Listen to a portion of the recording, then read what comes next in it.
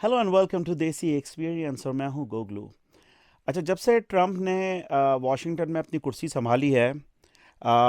अपने जो टेबल है उसमें एक सोडा का बटन लगाया है। वो तो आपको पता होगा, पिछली हुकूमत में भी था कि जब जब ट्रम्प रात पर लेट काम करता था और उसको कोका कोला की ज़रूरत होती है तो वो एक बटन दबाता है और उसके जो सेक्रेटरी है वो कोक लेकर आती है उसके लिए। उसके साथ साथ जो उसने सबसे बड़ा जो धमाका किया है वो किया है इलीगल इमिग्रेंट्स के ऊपर क्रैकडाउन करने का।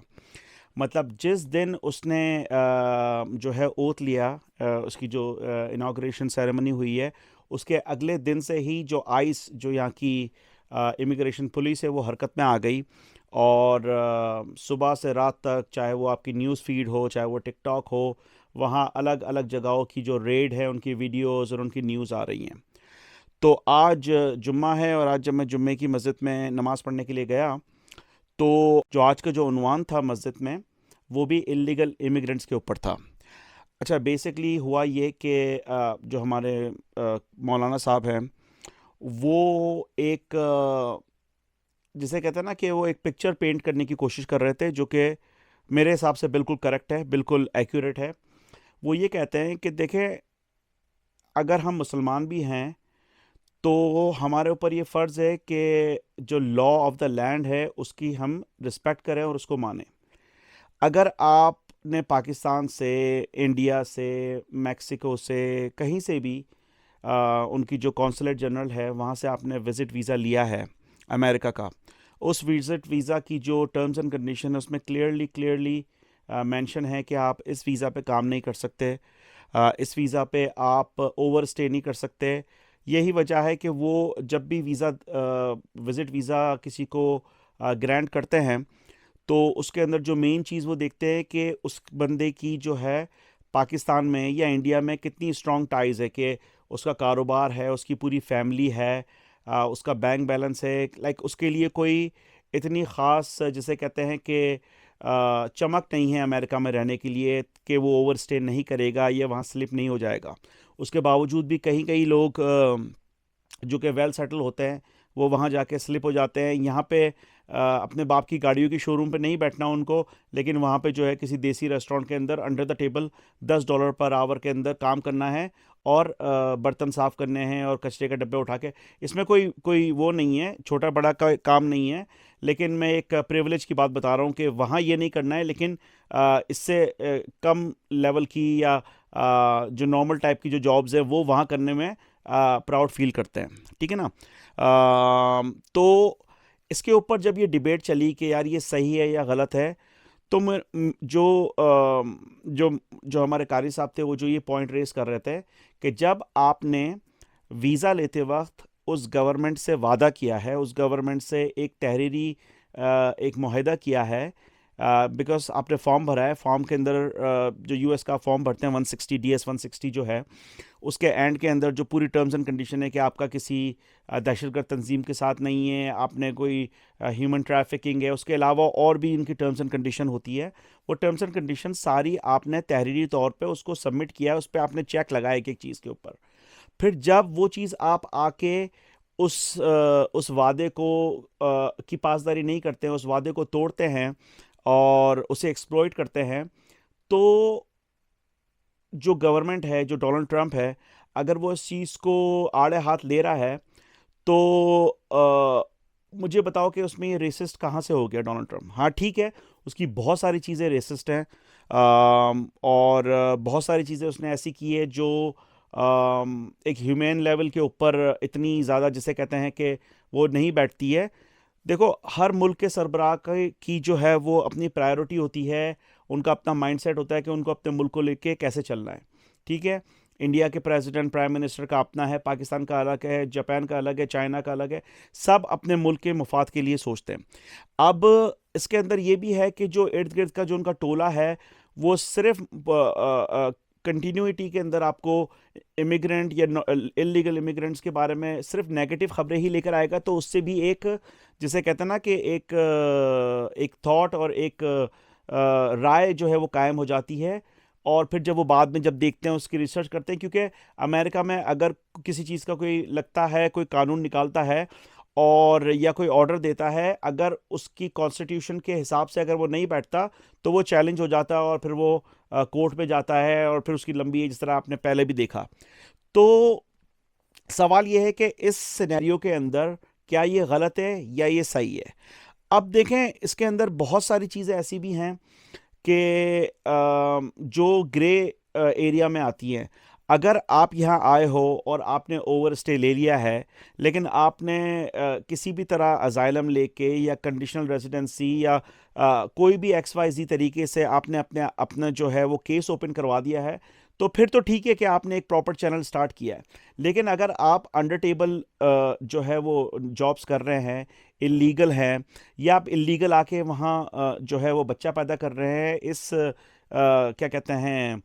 इस नीयत से कि वो बच्चा अमेरिकन सिटीजन होगा तो वो हमें वो कर लेगा,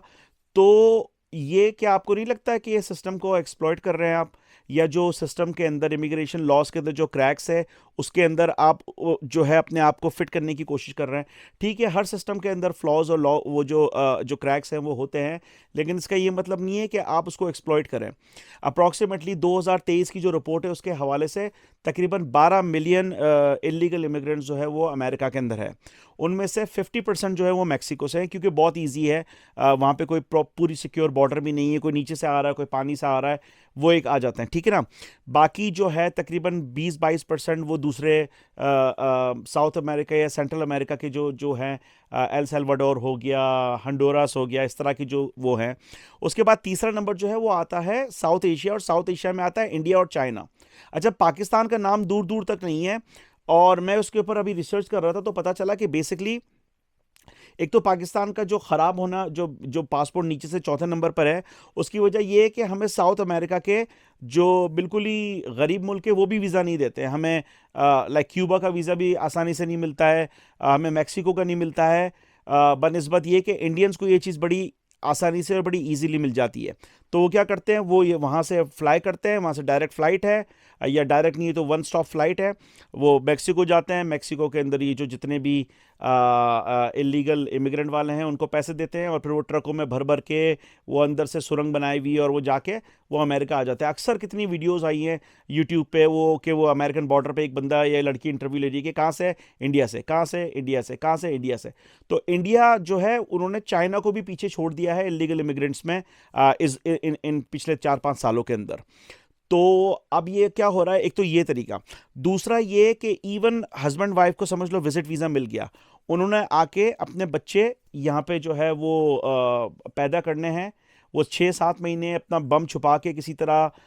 बैग आगे रख के कि हमें शक ना हो जाए, और फिर यहाँ आके वो अपना बच्चा पैदा करते हैं ताकि उसको इमिग्रेशन मिल जाए, उसे सिटीजनशिप मिल जाए। उसके लिए डोनाल्ड ट्रंप ने 20 फरवरी का टाइम दिया है। अभी अनगिनत केस जो है पूरे अमेरिका से आ रहे हैं कि जो औरतें हैं स्पेशली इंडियन, वो प्रेग्नेंट हैं, कोई 6 महीने से, कोई 7 महीने से, वो कह रही है कि भाई हमारा सिजेरियन करो और 20 फरवरी से पहले पहले हमारा बच्चा निकाल दो, चाहे वो प्री मेच्योर हो, चाहे वो क्या कहते हैं एबनॉर्मल पैदा हो, वी डोंट केयर, हमें यहाँ पे पेपर वर्क चाहिए, हमें यहाँ। यानी कि डेस्परेशन देखें लोगों की, उनको कि उनको अपने मुल्क नहीं जाना है। शायद मैं इसके ऊपर थोड़ा सा हार्ड टेक इसलिए कर रहा हूँ कि मुझे बड़ी इजीली सिटीजनशिप मिल गई है, तो मैं अपने आप को जो है वो प्रिविलेज देख रहा हूँ। इट माइट बी ट्रू कि मैं थोड़ा बायस्ड हो रहा हूँ, लेकिन यार बंदा, एक बात मैं आपको बताऊं कि जो बंदा अपने मुल्क में कुछ नहीं कर सकता है ना, वो बाहर आके भी कुछ नहीं कर सकता। वो 13 अगर अपने मुल्क में, अगर इंडिया में वो 13 है और पाकिस्तान में वो 13 है, तो यहाँ पे भी आके 13 ही रहेगा। यहाँ पे आके वो इलॉन मस्क नहीं बन जाएगा, या यहाँ पे आके वो बिल गेट्स नहीं बन जाएगा। तो भाई आपने जो काम शुरू करना है, लीगल चैनल्स भी हैं, ठीक है थोड़ा लेट होगा लेकिन पक्का काम होगा। वो कहते हैं ना शॉर्टकट हमेशा जो है वो आपको बाद में ट्रबल करता है, और कहते हैं ना कि महंगा रोए एक बार और सस्ता रोए बार बार, वो वाला हिसाब किताब है। तो भाई इस सारे सिनेरियो में मुझे तो लग रहा है कि ये जो डोनाल्ड ट्रंप का जो ये स्टैंस है, ये आई थिंक इट्स जस्टिफाइबल, और he only thinking about the US, because ये जितनी भी सारी जॉब्स हैं और जॉब्स हैं, ये अंडर टेबल लोग पे कर रहे हैं, वो टैक्स ब्रैकेट में भी नहीं आ रहे हैं। और फिर सबसे बड़ी बात, अभी एक रिसेंटली हेटी का एक बंदा जो है उसको आइस ने पकड़ा अभी पिछले दिनों, और वो कह रहा है बाइडन फॉर लाइफ और Obama I love you and this and that, and Trump को गालियां दे रहा है। वो बंदा 17 दफा, माइंड यू 17 दफा, जिसे कहते हैं ना कि वो अरेस्ट हुआ है क्रिमिनल एक्टिविटीज के लिए। लेकिन चूंकि वो उसकी जो पॉलिटिकल वहां से इतना प्रेशर नहीं था और उनको इतनी आज़ादी नहीं थी उसको अरेस्ट करने की, वो बार बार छोड़ देते थे। यानी कि जब उसको पकड़ा है तो वो एक दिन पहले ही, जिसे कहते हैं मेरे ख्याल में वो या कोई दूसरा बंदा, उसको एक दिन पहले ही वो बंदा रिलीज हुआ है और अगले दिन फिर आइस ने उसको पकड़ लिया। तो यार अगर कोई बंदा आ रहा है, कोई इलीगल आ रहा है और इलीगल आके यहाँ की जो डेमोक्रेटिक जो फैब्रिक है उसको ख़राब कर रहा है, तो फिर तो ये जस्टिफाइबल है ना ये सारी चीज़। आपका क्या ख्याल है इस पूरे जो ये मुद्दा है और ये जो पूरा जो सिनेरियो है इसके बारे में आपका क्या ख्याल है, मुझे ज़रा कमेंट्स में बताएं। और मेरे पास और भी बहुत सारे टॉपिक्स हैं, इंशाल्लाह ताला उस पर भी वीडियो बनेगी। अगर आप नए हैं इस चैनल पे तो चैनल को सब्सक्राइब करें, वीडियो पसंद आए तो लाइक करें, नहीं पसंद आए तो डिसलाइक करें। और अभी भी तकरीबन 70% लोग जो वीडियो देखते हैं वो सब्सक्राइबर नहीं है, तो यार you just need to press a button. तो फिर इंशाल्लाह ताला मिलते हैं अगली वीडियो के साथ, तब तक गोगलू साइनिंग आउट।